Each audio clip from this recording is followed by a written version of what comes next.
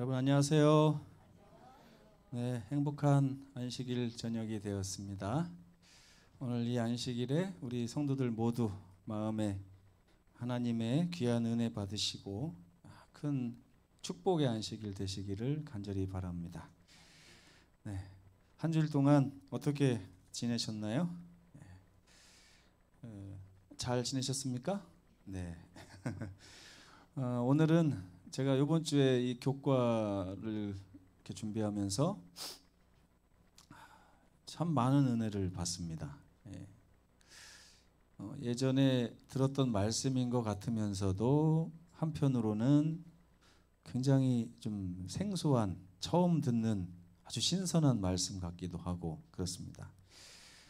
특별히 제11과 구약 속의 신명기, 이게 지난 화요일에 말씀드릴 때 원래 제목은 신명기에 나오는 이러한 기록들이 그 후대 구약의 역사에 어떤 식으로 다시 되풀이 됐는가 하는 것을 이렇게 말한다고 말씀을 드렸습니다. 지난 화요일에 혹시 제목이 뭔지 기억하세요? 네, 요시야의 개혁. 네. 다들 보니까 한 번씩 쳐다보고 대답을 하시네요. 이렇게. 오늘 지난 화요일에 제가 말씀을 시작하면서 드린 첫 번째 말씀이 뭐였냐면, 그래서 이스라엘 백성들은 그 후에 신명기의 말씀을 잊었을까요? 기억했을까요? 이 문제 가지고 시작을 했었어요. 다시 한번 테스트 해본 것입니다. 지난 화요일의 말씀을 여러분들은 잊었을까요? 기억했을까요? 하는 생각을 해본 것이고요. 오늘은 옛적 길을 찾아서라고 하는 주제를 또 붙여봤습니다. 신명기 10장 15절 다 함께 읽겠습니다. 시작. 여호와께서 오직 내 조상들을 기뻐하시고 그들을 사랑하사 그들의 후손인 너희를 만민 중에서 택하셨음이 오늘과 같으니라. 아멘. 저도 요즘에 아주 확 티나게 변화된 게 뭐냐면, 변화됐다기보다도 이제 좀 뭐라고 그럴까요? 기억력이 그렇게 없어요. 기억력이 자꾸 잊어버리고 착각하고 막 이래서 아주 죽겠습니다. 그래서 제가 요즘에 이제 안 하던 일을 하는데, 매일 아침에 일어나서 예전에는요 일주일에 한 번만 하면, 특별히 뭐 안식일 날 저녁 때 하거나 아니면 월요일 날 아침에 하거나 한 주일을 이렇게 쭉 스캔을 합니다. 월요일 날에는 뭐 하고, 화요일에는 뭐 하고, 수요일에는 뭐 하고, 이렇게 해가지고 스캔을 해놓으면 그 한 주일 동안 하나도 빠짐없이 그걸 다 수행을 했었어요. 거의 잊어버리지 않았는데, 요즘에는 아주 난리도 아닙니다. 아주 난리도 아니에요. 기억이 잘 안 나요. 금방금방 잊어버리고. 그래가지고 한동안 그것 때문에 고생을 하다가 안 되겠다, 도저히 안 되겠다 싶어가지고 매일매일 아침마다 그날 하루를 이렇게 스캔하는 일을 시작했어요. 한 6개월 정도 됐는데, 가끔은 이제 이 정도 했으니까 이제 안 잊어버리겠지? 스캔을 게을리 하면은 꼭 빵꾸가 나요. 제가 이 얘기를 왜 드리냐, 성경은 계속해서 돌아오라 돌아오라는 기별로 처음부터 끝까지 계속되어 있습니다. 일례로 야곱이 하나님께서 야곱을 이렇게 돌보신다고 했는데, 하란 땅으로 이렇게 돌아가지고 다시 왔을 때 하나님께서 그 야곱의 가정을 보시니까 야곱의 가정도 아주 많이 망가져 있었어요. 그 안에는 살인도 있었고, 그죠? 그 다음에 또 뭡니까? 그 부인들 사이에 질투도 굉장히 심하고. 그럼 부인들이 이제 자식을 낳기 위해서 막 이렇게 서로 경쟁을 했을 거 아니에요. 그러면 여러분, 우리 같으면 재림교회 안에서 자식을 가지고 예전에 막 경쟁을 했었다고 그러면 이 사람들이 자식을 낳기 위해서 누구처럼 했을 것 같습니까? 사무엘의 어머니 한나처럼 했겠죠. 그죠? 그렇지 않겠어요? 하나님 자식을 달라고 이렇게 했을 거 아닙니까? 근데 야곱의 아내들은 어떻게 한 줄 아세요? 예, 뭐 합한 채를 청구하노라. 예? 그거 다 미신이에요, 미신. 그다음에 드라빔을 가지고 막 서로 내 드라빔, 네 드라빔. 드라빔은 막사에마다 있는 작은 신입니다, 신.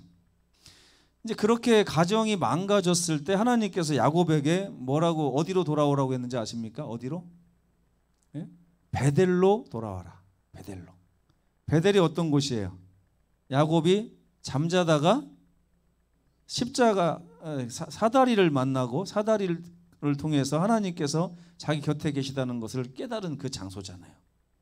그 장소로 돌아오라는 그런 기별을 자꾸 주신 것인데, 이 신명기는 이스라엘 백성들이 돌아와야 할 바로 그 장소에 대해서 이야기를 하고 있는 것입니다. 이 성경의 구약의 전체 역사를 쭉 놓고 보면 계속해서 선지자들이 뭐라고 하냐면, 너희들 하나님과 너희가 올바른 관계 속에 있었던 그때와 그 장소로 어떻게 하라고요? 자꾸만 돌아와라. 잊지 말고 돌아와라. 잊어버리지 않기 위해서 어떻게 하라고 배웠어요? 지난번에. 네? 전하라고요. 여러분이, 저는 우리 교회가 맨날 그 모습인 이유가 거기에 있다고 생각해요. 여러분들이 말씀을 들을 때는 전도해야지, 사랑해야지, 하나님 말씀 순종하면서 살아야지. 근데 들을 때뿐이에요. 나가면 다 잊어버립니다. 잊어버려요. 제가 이제 잊어버리는 거에 대해서 정죄하지 않기로 했습니다. 제가 하도 잊어버리다 보니까 저도 사람은 잊어버리게 돼 있구나. 그러면 어떻게 하면 잊어버리지 않을까? 네, 안식일이 딱 지난 순간부터 하나님과 동행할 준비를 딱 하시고요. 하나님, 이 한 주일을 주님과 함께 제가 동행하고 어떤 일을 할지 모르지만 주님께서 가자고 하는 곳으로 가겠습니다. 일요일에 아침에 일어나도 똑같이 또 해야 돼요, 안 해야 돼요? 어제 했는데 뭐 돼요, 안 돼요? 이제 50밖에 안 된, 저도 안 되더라 이거예요. 그러니까 매일매일 하나님과의 관계를 다시 한번 스캔하면서, 하나님, 오늘 이제 안식일 6일 남았는데요, 다음 안식일에는 내가 누구를 하나님의 성전에 꼭 데려가기를 원합니다. 나도 잊어먹는 걸 보니까 그 사람도 잊어버려요, 안 잊어버려요? 잊어버려요. 그러니까 여러분들이 아침에 일어나서 직장 가서 뭐 할까 이걸 스캔하시는 게 아니라, 김학심 집사님 같은 경우는 요양보호사를 하기 때문에 오늘은 어느 집 가야 되지, 어느 집 가야 돼, 다 스캔한단 말이에요. 그렇죠? 안 잊어버리려고. 그거 잊어버리면 어떻게 돼요? 이제 막 압력이 오잖아요, 그죠? 근데 그런 압력은 받는데 우리가 하나님의 성전 안에서 하나님의 사업을 잊어버릴까 봐 겁내는 이런 압박감은 없다 이거예요. 그러니까 매일 아침에, 하나님, 오늘도 주님과 동행할 수 있도록 저를 붙들어 주십시오. 이번 화요일 저녁에는 누구를 데리고 하나님의 성전에 가야 주께서 기뻐하실까요? 또 금요일 저녁에는 누구를 데리고 주님 앞에 와야 주께서 기뻐하실까요? 안식일에는 누구를 제가 보호할까요? 누구를 하나님께 이렇게 모시고 가서 하나님께 영광을 돌릴까요? 매일매일 이런 걸 스캔하지 않기 때문에 우리가 잊어버린 채, 제가 화요일 날 가만히 보면 자리가 통 ቢ었는데 여러분들 표정을 보면 아무런 스캔한 적이 없다는 표정으로 딱 앉아 있는 거예요. 오늘은 어떠세요? 오늘도 그렇죠? 그냥 와서 보니까 빈자리가 많죠? 그런 거예요. 우리가 자꾸 잊어버린다 이겁니다. 잊어버리지 않기 위해서 우리는 계속해서 매일매일 하나님께 붙어 있고자 하는 그런 일을 해야 되는 것입니다. 그게 이제 신명기서의 기별이에요. 잊지 말라는 것입니다. 어디를요? 모압 평지에서 모세를 통해서 하신 하나님의 말씀을 잊지 말고 기억해라. 언제요? 매일매일 순간마다 기억하라는 거예요. 그들이 얼마나 멀리 갔는지 여러분 화요일 날 배우셨죠? 말이나 되는 일이 벌어지지 않아. 말도 안 되는 일이 성전 안에서, 민족 안에서, 교회 안에서 일어나고 있는 것입니다.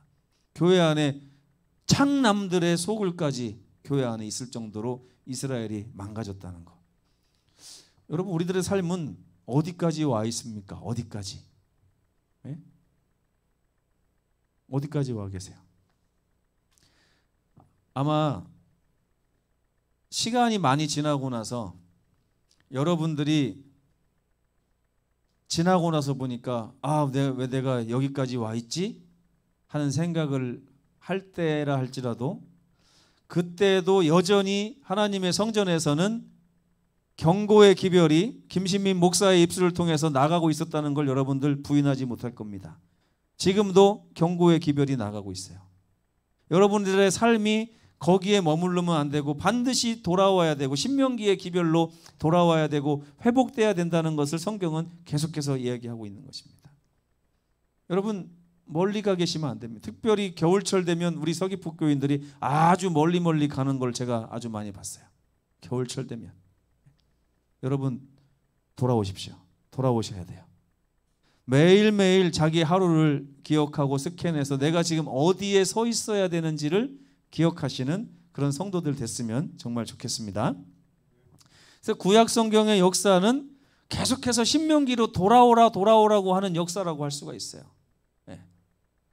그래서 모압 평지에서의 그 언약의 시간으로 돌아와라.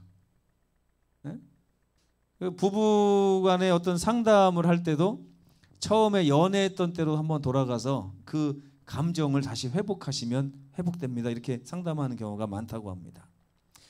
그래서 에레미야 6장 16절에 보면 예레미야 선지자가 이 요시야 왕 시대에 있었던 선지자입니다.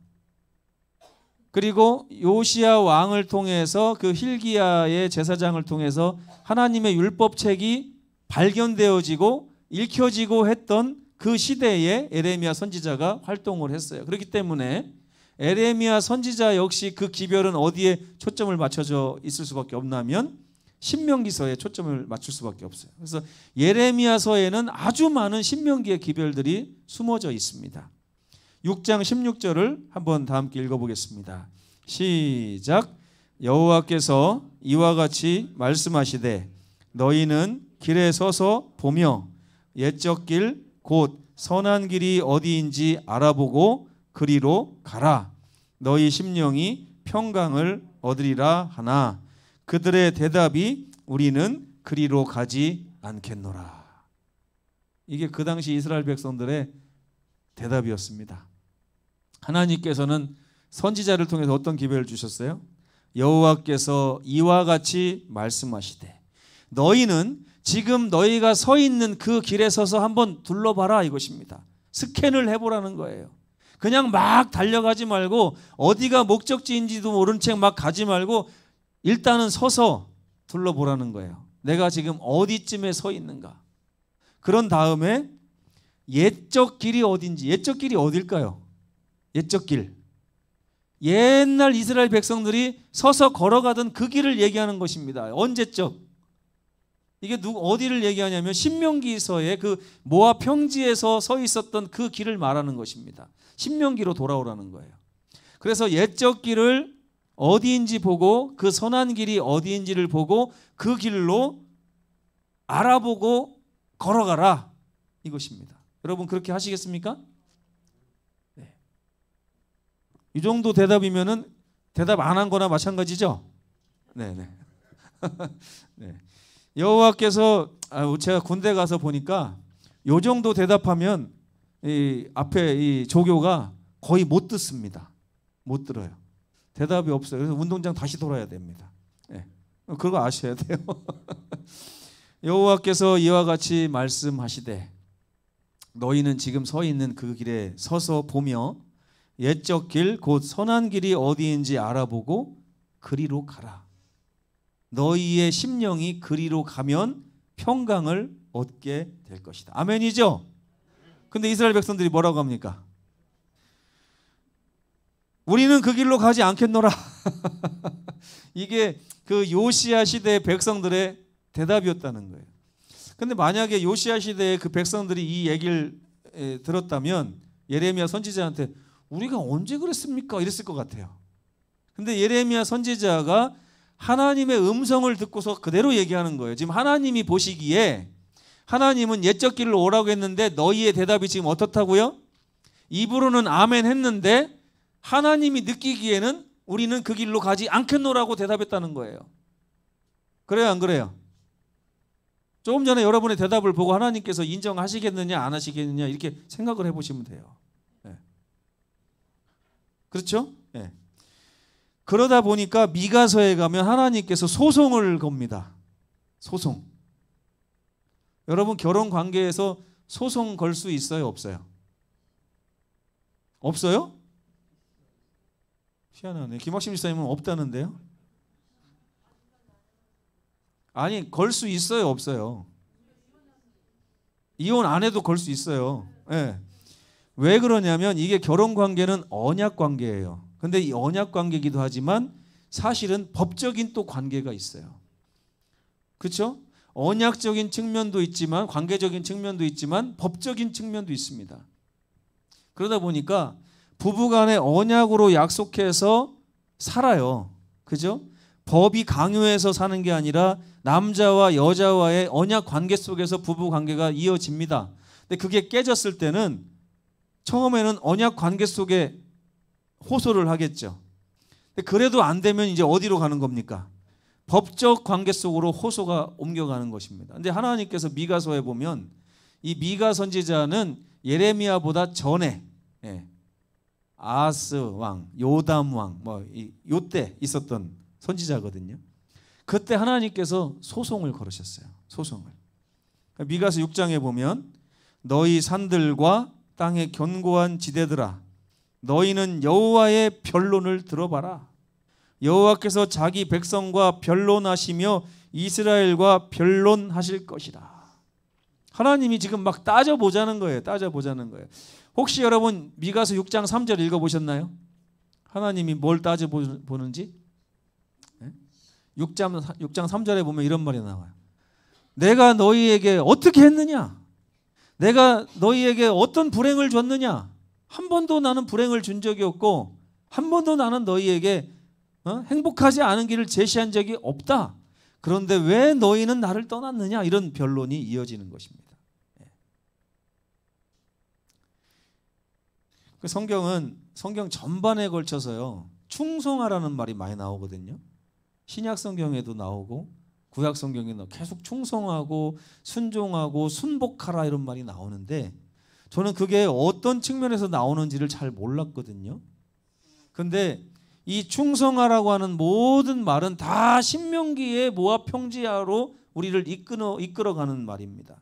모압 평지에서 맺었던 하나님과 백성들과의 그 언약 관계 속에서 언약에 충성하라는 거예요. 우리가 언약 관계 속에서 충성하지 않기 때문에 언약 관계 속으로 충성하며 돌아오라고 하는 기별인 것입니다. 그래서 고린도전서 4장 2절에 보면 맡은 자들에게 구할 것은 충성이니라.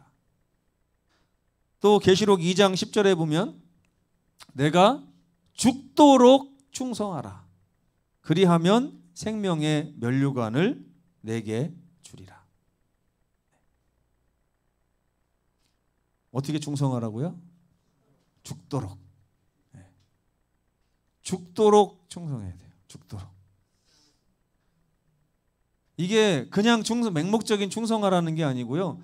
언약을 맺었으니 이 언약 관계 속에서 언약에 죽도록 충성하라는 거예요. 그래야 생명의 면류관이 주어진다고 하는 것입니다. 그래서 우리는 하나님과의 언약 관계 위에 충성스럽게 서 있어야 하는 것입니다.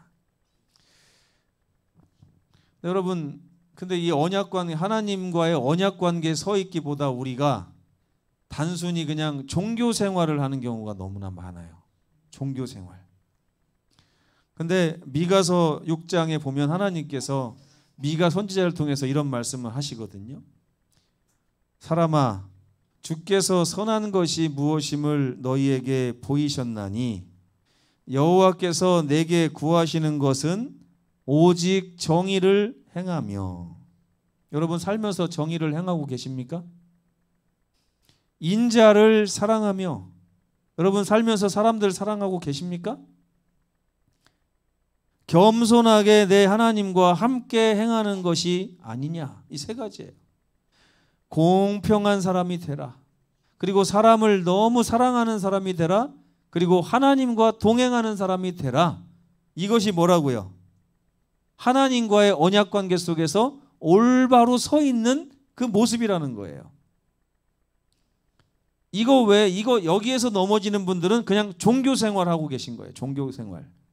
가서 때 되면 가서 헌금 내고, 때 되면 가서 예배 드리고, 때 되면 가서 기도하고, 때 되면 가서 성경 보고, 이건 종교 생활이에요.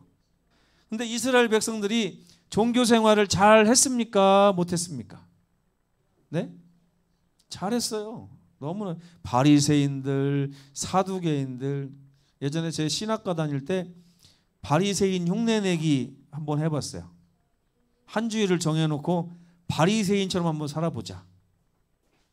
새벽 5시에 일어나가지고 기도하고, 아침 먹고 기도하고, 점심 되면 또 기도하고, 저녁 되면 또 기도하고, 자기 전에 또 기도하고, 말씀 보고, 그렇게 일주일을 사는데 죽겠더라고요. 아주 못하겠더라고요.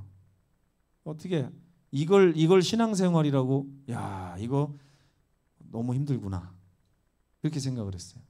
근데 하나님께서 우리에게 그런 종교 생활을 말하시는 게 아니라는 거예요. 하나님께서 원하시는 것은 뭐라고요? 한 사람 한 사람 차별하지 말고 정의롭게 행하고, 사람들을 아주 사랑하며 하나님과 동행하는 그런 삶을 살면 안 되겠느냐. 자, 그러면 1번, 2번, 3번 중에서 어떤 게 제일 어렵습니까, 여러분? 1번, 여러분 정의롭게 행하는 거 어떻게 잘 하고 계세요? 정의롭다는 게 뭘까요? 정의롭다는 게. 일단은 내가 누군가를 대할 때 공평하고 평등하게 대하라는 것입니다. 차별하지 말고요. 편애하지 말고. 그리고 어떤 사건이 있을 때 그것을 한쪽으로 치우치지 말고 중간에 서서 아주 그냥 공평한 그 처우를 하라는 거예요. 누구에게든지. 어떤 분은요, 누가 돈 꺼달라고 하면 이쪽엔 잘 꺼주는데 이쪽은 안 꺼주는 사람이 있어요. 그렇게 하면 안 돼요. 공평하게. 이 사람도 5만 원 주고 일당을 줬으면 이 사람도 5만 원 주고, 이렇게 공평하게 하라는 거예요. 공평하게. 그런 다음에 두 번째는 사람을 사랑하는 거. 잘 돼요, 안 돼요? 1번, 2번, 3번 중에서 뭐가 제일 잘 안 됩니까? 네? 다 어려워요? 그러면 여러분 하루에 5번씩 기도하는 게 더 쉽습니까? 그것도 어려워요? 그럼 뭐 하시겠다는 거예요, 도대체? 네? 그 신앙이란 무엇입니까, 도대체? 근데 제가 고민을 했었어요, 예전에. 제가 어렸을 때 모태신앙으로 교회를 다녔는데, 교회 다니면서 좋은 게 뭐가 있지? 라고 생각해 보니까 별로 찾을 수가 없더라고요.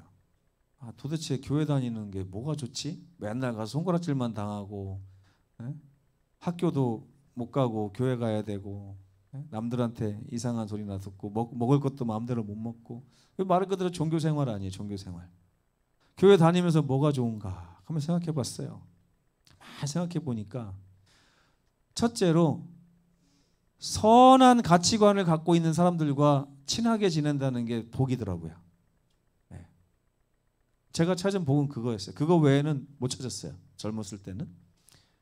근데 나중에 이제 열심히 하나님을 만나려고 이제 시도하고 하나님과 만나면서 하나님과 같이 행하는 게 얼마나 재밌는 일인지를 알게 됐어요. 하나님과 같이 행하는 거. 근데 물론 잘 되지는 않습니다. 근데 10개 중에서 한두 개라도 그거를 제가 경험했을 때 마음이 엄청 기쁘더라고요. 하나님과 함께 하는 거. 그다음에 사람을 사랑하는 맛도 조금은 이제 알게 됐습니다. 왜냐하면 사람이 다 뭐가 필요하냐면 하나님의 말씀을 가지고 사람들을 다 대보니까 사람들이 전부 다 관심이 필요하고 동정이 필요하고 긍휼이 필요하고 그렇더라고요. 용서가 필요하고. 근데 그것을 제가 줄 수 있다는 것이 아주 기쁘더라고요. 여러분 신앙생활하면서 이 맛을 보지 못하면 여러분의 신앙생활은 자꾸만 종교생활로 이렇게 넘어갈 수밖에 없습니다. 그래가지고 이제 잣대를 대요. 저 사람이 종교생활을 잘하나 못하나. 교회를 안 빠지고 오나, 성경을 잘 읽는가, 기도를 열심히 하는 사람인가 안 하는, 이런 걸 가지고 재게 돼 있어요. 그거는 종교 생활입니다. 정말 이렇게 하나님과의 언약 관계 속에서 신앙하는 분들은 사람을 사랑하는 맛을 알아요. 용서하는 맛을 알고, 배려하는 맛을 알고, 남을 위해서 나를 희생하는 맛을 알게 됩니다. 그 맛이 곧 누구가 우리에게 주기를 원하시는 맛이냐면 하나님께서 우리에게 주시기를 원하는 맛이라는 것도 깨닫게 됩니다. 그래서 하나님과 함께 행하는 거예요. 그래서 하나님 손을 붙잡고 하나님이 기쁨을 느끼시는 그 장소에 가서 나도 하나님과 같이 기쁨을 느끼는 그 경험은 너무나 소중한 것입니다. 그런데 많은 분들이 다 종교 생활에 머물러 있어요. 종교 생활에. 왜냐? 여러분들이 지금 그 자리에 서서 그 자리에서 만족하고 있기 때문에 그렇습니다. 근데 하나님께서는 자꾸 어디로 돌아오라고 하시냐면 그 길은 아니니 옛적 길로 돌아와라. 옛적 길로 돌아와라. 이 돌아오면 너희가 평강을 얻게 될 것이다. 이렇게 말씀을 하시는 것입니다. 근데 여기 보면요, 하나님께서 신명기 4장에 어떤 말씀하셨냐면 너희는 큰 나라다 이렇게 말씀하셨어요. 너희가 작은 것 같지만 너희처럼 큰 나라가 없다. 어떤 측면에서 그렇게 말씀하셨냐면 여러 민족 앞에서 너희처럼 지혜와 지식이 많은 민족이 어디 있느냐? 너희는 큰 민족이다. 근데 지혜와 지식이 뭘까요? 남들이 다 자기 나름대로의 어떤 가치관을 가지고 세상적인 가치관을 가지고 살 때에 자기의 행복과 자기의 유익과 자기의 이익을 위해서 살 때에 하나님의 백성들은 하나님의 편에 서서 공평하고 인자를 사랑하며 하나님과 더불어 함께하는 것을 최고의 행복으로 아는 지혜와 지식을 갖고 있을 때에 세상의 많은 나라들이 우리를 보면서 뭐라고 한다고요? 너희처럼 큰 나라가 없구나 이렇게 말한다는 거예요. 근데 하나님께서는 이스라엘 백성들을 세우셨을 때 지혜와 지식으로 말미암아 큰 나라로 세우시고 그 큰 나라를 통해서 세상의 많은 사람들이 하나님께로 돌아오기를 원하셨는데 그 나라들이 큰 나라가 됐어요? 작은 나라가 됐어요? 작은 나라가 됐어요. 하나님께서 여러분들을 큰 사람으로 세우기를 원하셨어요. 여러분의 가정을 큰 가정으로 세우기를 원하셨어요. 여러분이 다니는 교회를 큰 교회로 세우시기를 원하셨습니다.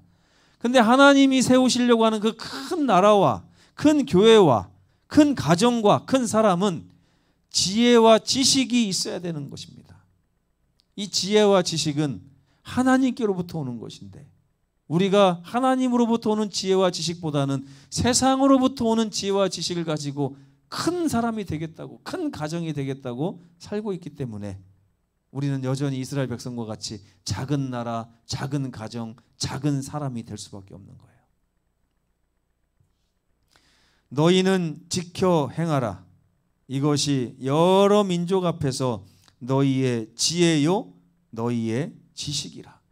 이 지혜와 지식을 가진 백성들로 하여금 하나님이 영광을 받으시는 것입니다. 여러분 개인과 여러분의 가정과 여러분의 교회를 통해서 하나님께서 영광을 받으시게 하는 것입니다. 그러기 위해서 우리는 지혜와 지식이 있어야 돼요. 선한 것이 무엇인지를 알아야 되는 것입니다.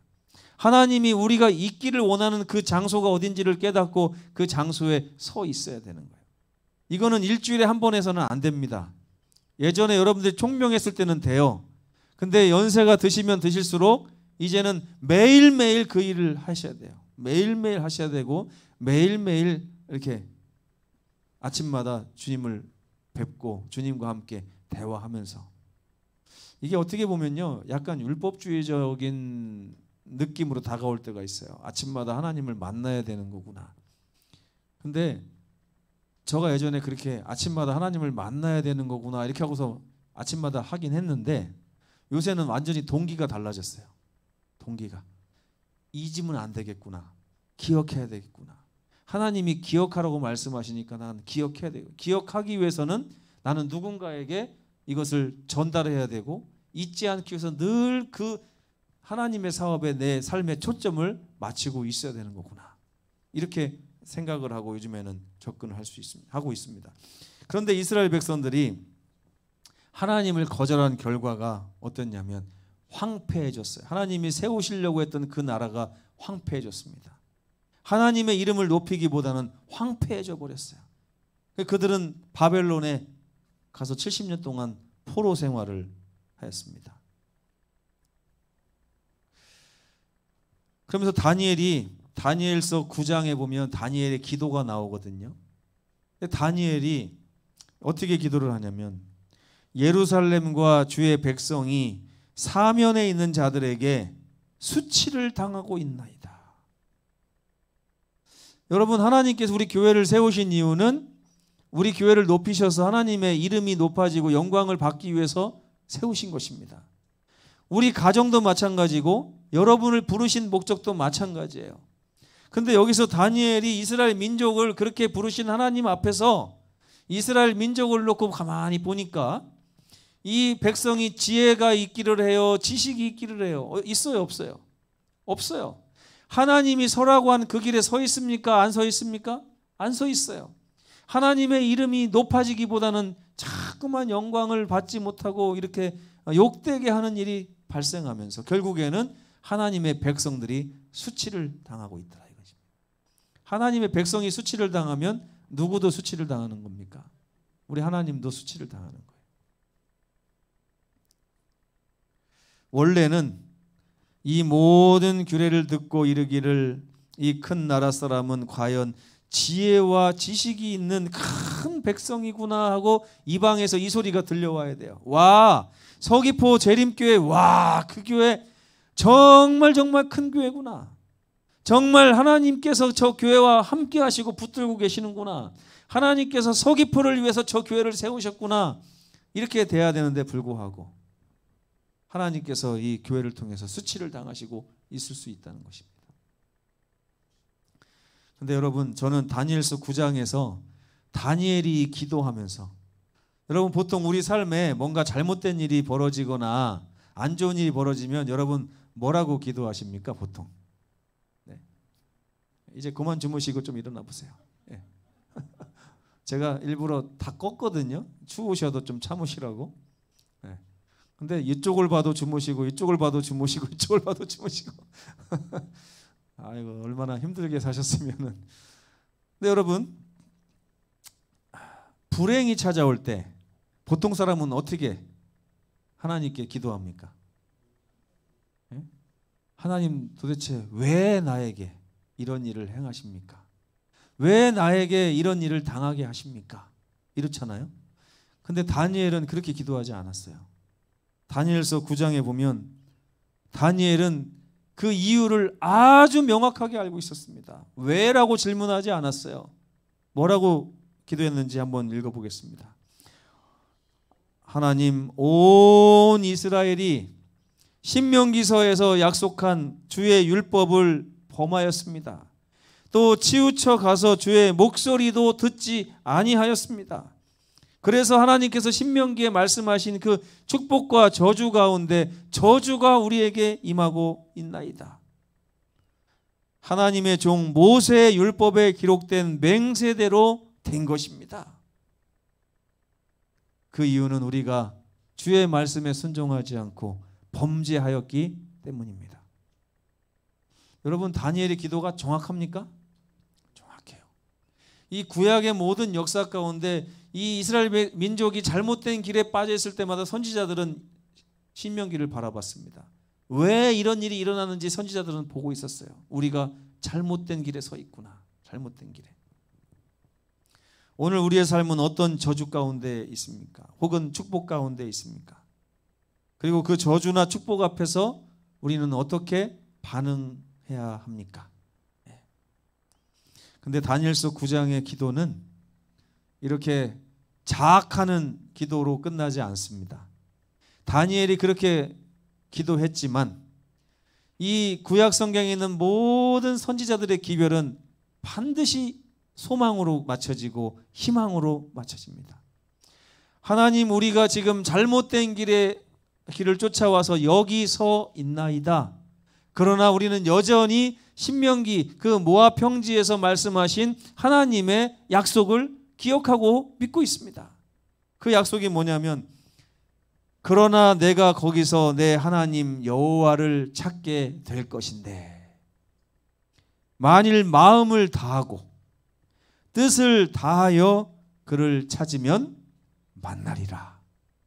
이 약속을 다니엘이 기억한 것입니다. 여러분 여호와 하나님을 좀 찾고 계신가요? 절실하게 찾아보셨어요?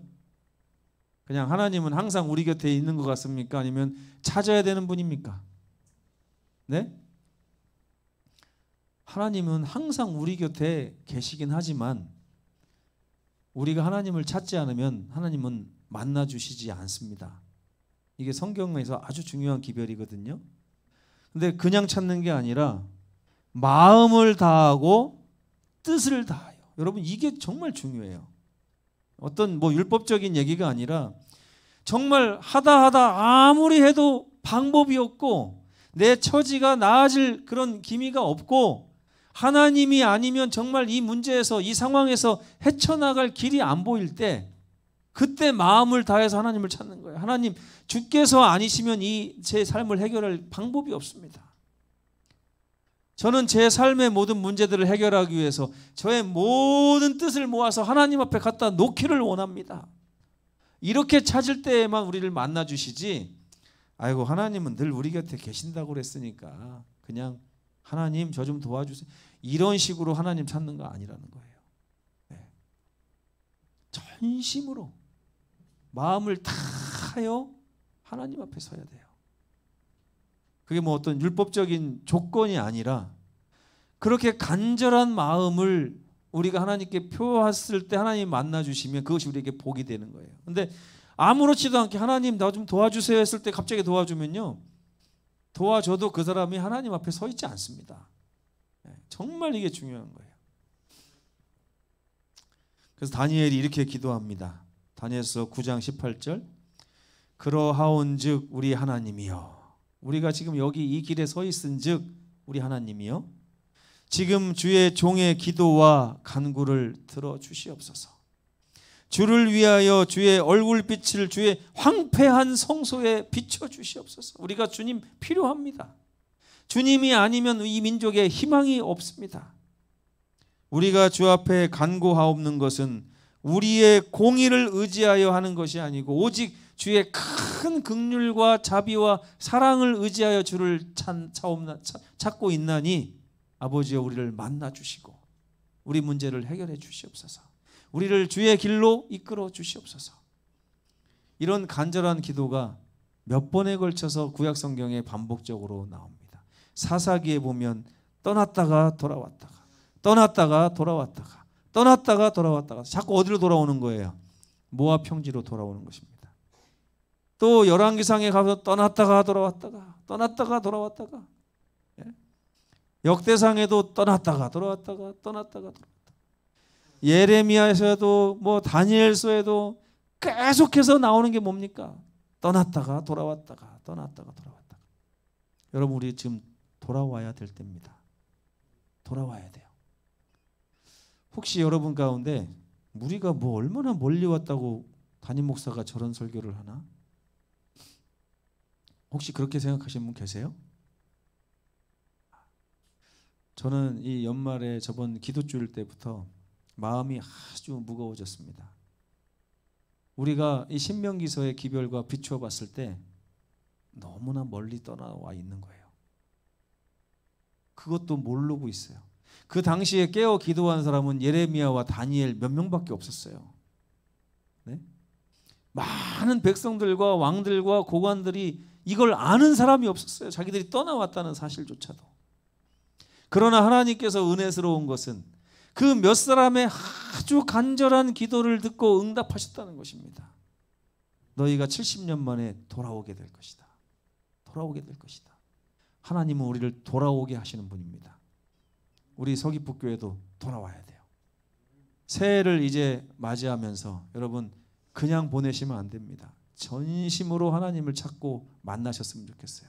하나님께서 지금 이 자리에 우리가 서 있는 이 길을 보면서 너희가 제대로 된 길에 서 있구나 이렇게 하지 않으십니다. 돌아오라고 하십니다. 계속해서 우리에게 돌아오라고 하시는 것입니다. 이 회복에 대한 약속이 주어져 있는 이 놀라운 모압 평지로 우리가 돌아간다면 2022년에는 하나님께서 얼마나 큰 역사를 우리 서귀포교회에 이루실지 가슴이 벅차오르는 그런 기대감을 가지고 있습니다. 우리 서귀포교회 모든 성도들 옛적 길을 찾아서 다시 그 길 위에 서시는 우리 모두가 되기를 간절히 바라면서 말씀을 마치겠습니다. 기도하시겠습니다. 감사하신 우리 아버지 하나님, 이스라엘 백성들은 율법서 자체를 잊어버린 채 얼마나 많은 세월을 살면서도 그들이 하나님의 언약을 잃어버렸다는 사실조차도 모른 채 살아온 많은 세월이 성경에 기록되어 있습니다. 그때마다 그것을 알려주신 분은 하나님이셨습니다. 그리고 나서 그때마다 돌아오라고 말씀하신 분도 하나님이셨고 전심으로 주를 찾고 찾을 때 만나주셨던 분도 우리 하나님이셨습니다. 오늘 이 2021년의 끝자락에 아버지 하나님 우리 서귀포교회에 하시고 싶은 말씀을 오늘 주셨음을 감사합니다. 우리도 옛적 길로 행하여 다시 한번 모압 평지에 서서 주님과의 언약 관계 속에서 주님과 동행하며 인자를 사랑하며 정의를 행하는 자들 되고 싶습니다. 함께하여 주시고 우리가 너무 자주 잊어버리오니 날마다 기억할 수 있는 능력을 허락하여 주시옵소서. 예수님의 이름으로 간절히 기도합니다. 아멘. 묵상 기도하시겠습니다.